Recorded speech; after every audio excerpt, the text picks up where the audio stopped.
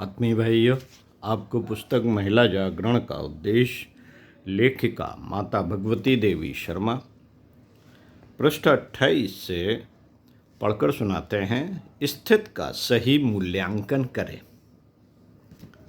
आइए सुनते हैं।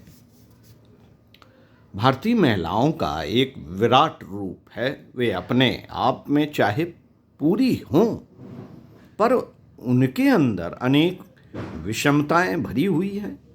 इस देश में जो कुछ एक वर्ग की महिला को सुलभ है, दूसरे वर्ग की महिला को उसकी झलक भी सुलभ नहीं होती। महिलाओं का एक बड़ा वर्ग सड़क पर मेहनत मजदूरी कर अपना जीवन गुजार लेता है। उनके बच्चे किसी वृक्ष की छाया में धरती मां की गोद में बड़े होते हैं। वे सुबह से शाम तक जीव को उपार्जन करने में लगी रहती हैं। गरीबों से घिरा उनका जीवन उनके बच्चों का विकास होने को रोक देता है। भारत के वे फूल खिलने से पूर्व ही मुरझा जाते हैं। स्वास्थ्य के नियमों का जानना तो दूर रहा, वे यह भी नहीं जानती कि मक्खी व मच्छरों से उनको क्या हानि होती है। उनको तुम्हारी दुनिया से कोई मतलब नहीं,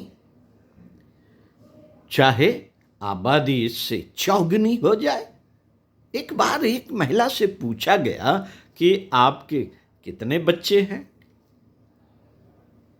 उसने कहा 9 बच्चे हैं और 10वां होने वाला है। उस पढ़ी लिखी महिला ने उसके सामने आबादी बढ़ने का तथा भारत की गरीबी का चित्र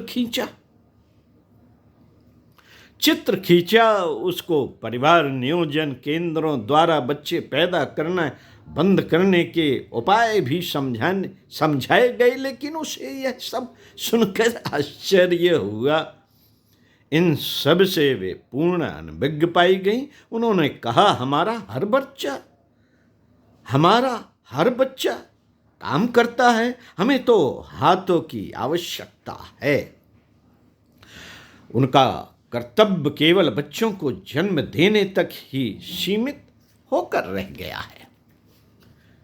मित्रों, इस प्रकार उनका जीवन स्वाभाविक ढंग से बीत जाता है। उन्हें शायद कभी कोई तकलीफ ही महसूस नहीं होती और न शायद यह एहसास होता है कि उनके जीवन में आधुनिक जीवन के साधनों का कितना अभाव है। दूसरी तरफ गांव में कुछ संपन्न घर की महिलाएं भी होती हैं जो पढ़ी लिखी तो नहीं होती, लेकिन पहनने ओढ़ने के ढंग से आप अनुमान लगा सकते हैं कि वे आधुनिक बहिरंग रूप से परिचित हो चुकी हैं। यदि उनके गांव में कभी कोई पढ़ी लिखी महिला सभा आदि का आयोजन करें तो वे अच्छे कपड़े पहनकर पाउडर आदि लगाकर ही पहुंचेंगी। यह जागरूकता बहुत ही कम है और यह भी संतोषप्रद नहीं। यह तो हुआ ग्रामीण दृश्य। शहरों में हमें दूसरी तरह की झांकी देखने को मिलती है। शहर के संपन्न परिवारों के अतिरिक्त मध्यम वर्ग या निम्न मध्यम वर्ग के परिवारों में जागृत अपनी रोजमर्रा की जिंदगी में दिखलाई देती है। वे अपने बच्चों को शाला तथा पति को कार्य पर भेजने के बाद शीघ्रता से घर के काम काज समेट कर मुस्तैदी से बाहर के काम काज करने में अपने पति को मदद देती है। इसके अतिरिक्त युवा पीढ़ी की जागरूकता शिक्षा के विकास के साथ साथ बढ़ रही है। हजारों की संख्या में कॉलेज जाने वाले छात्रों को यह एहसास तो अवश्य होता है कि दुनिया कैसी है, देश कैसा है। क्या बन रहा है और क्या बनेगा। लेकिन उसके बनाने में यह युवा पीढ़ी कितना योगदान कर सकती है, इससे वे अनभिज्ञ हैं। वे आधुनिकता का नकली मुखौटा पहने हुए हैं। स्वाधीन भारत की सच्ची नारी के रूप से वे कोसों दूर हैं। इनका अंतरंग एक दैवी गुणों से, जिसे हम शालीनता, शिष्टता, नम्रता, कर्तव्य निष्ठा के नाम से पुकारते हैं, बिल्कुल ही रिक्त है।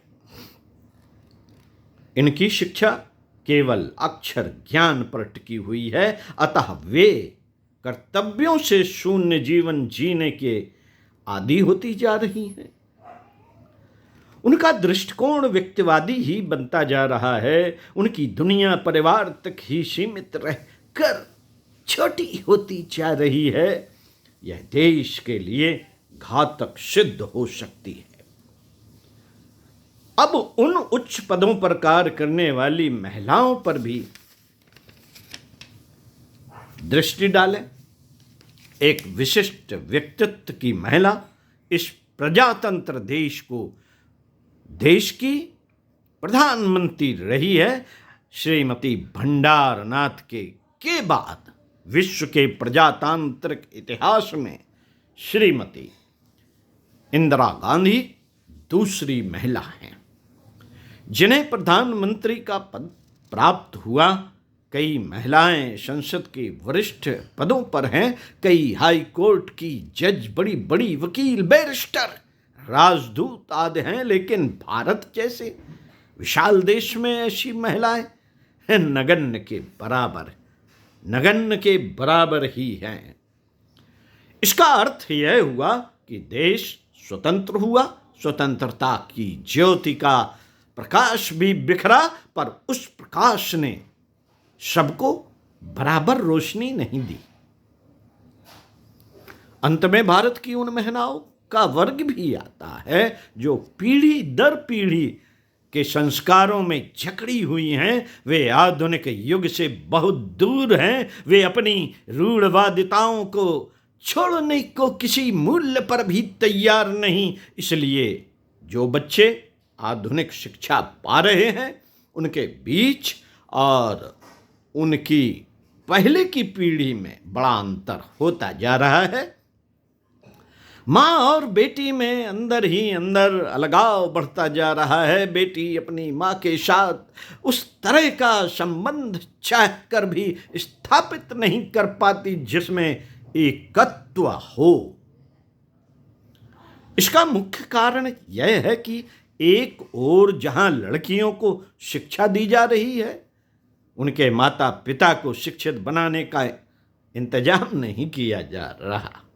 उनके माता पिता को शिक्षित बनाने का इंतजाम नहीं किया जा रहा। इतनी विषमताएं अन्य देशों की नारियों में नहीं पाई जाती।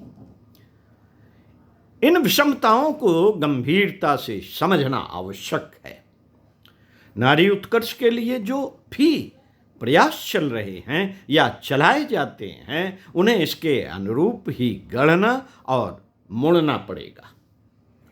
हमारे देश में नारी की स्थिति में सुधार युग का आरंभ 19वीं शताब्दी से आरंभ हुआ माना जा सकता है। उस समय राजा राम मोहन राय ने सती प्रथा के उन्मूलन का कार्यक्रम छेड़कर सर्वप्रथम नारी उत्थान का उद्घोष किया। इसके बाद तो स्वामी विवेकानंद से लेकर महात्मा गांधी जैसे और भी अनेक महापुरुषों ने इस दिशा में प्रयास किए। फलतः बालिका बधू, सती प्रथा और बहु विवाह, विधवा विवाह का विरोध, पर्दा प्रथा का कन्या शिक्षा की उपेक्षा आदि रूढ़ियों पर भी एक सीमा तक ही सही असर हुआ, लेकिन अभी भी बहुत कुछ करने को बाकी है।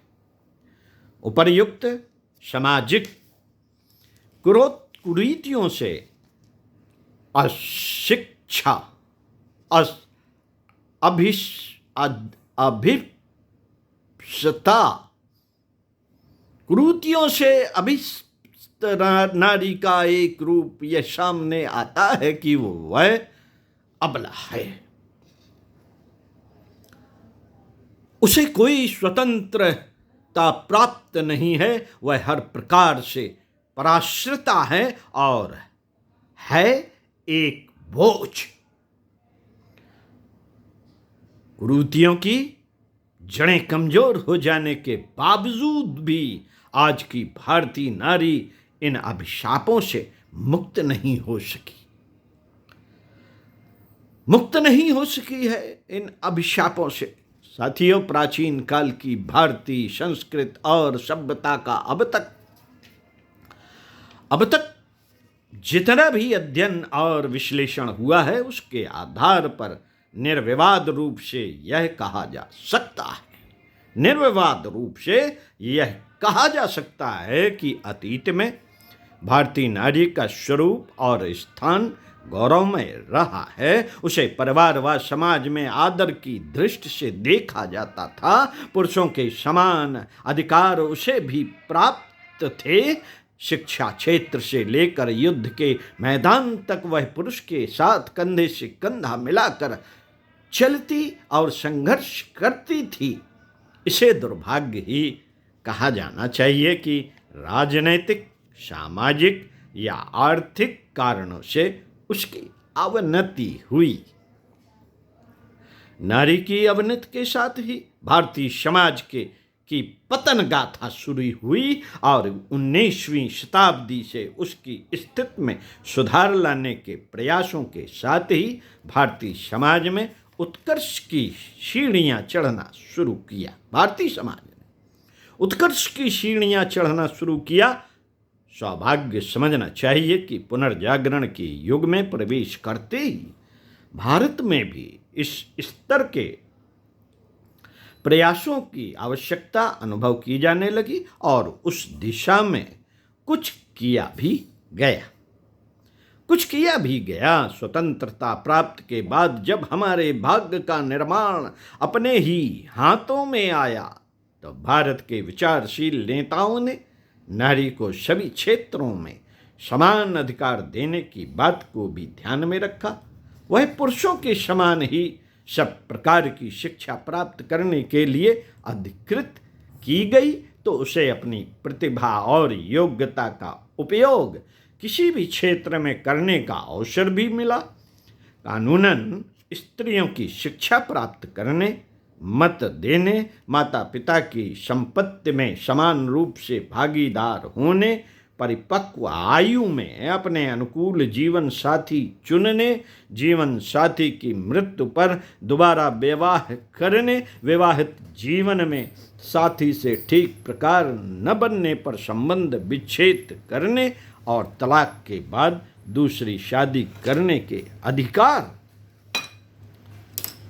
पुरुषों के समान ही प्राप्त हैं। महिलाओं को हीन बनाने तथा उनका शोषण करने वाली स्थितियां समान करने के लिए संबंधित कुरीतियों को खत्म करने वाले कानून भी बने। उदाहरण के तौर पर बाल विवाह और दहेज निरोधक कानून तथा लड़कियों और स्त्रियों का अनैतिक व्यापार रोकने वाले कानून गिनाए जा सकते हैं, जिन्हें देखते हुए यह कहा जा सकता है कि सरकार ने अपनी ओर से कोई कमी नहीं छोड़ी। ओम शांति। साथियों, अगले वीडियो में इसी क्रम को आगे बढ़ाते हुए पढ़कर सुनाएंगे। ओम शांति।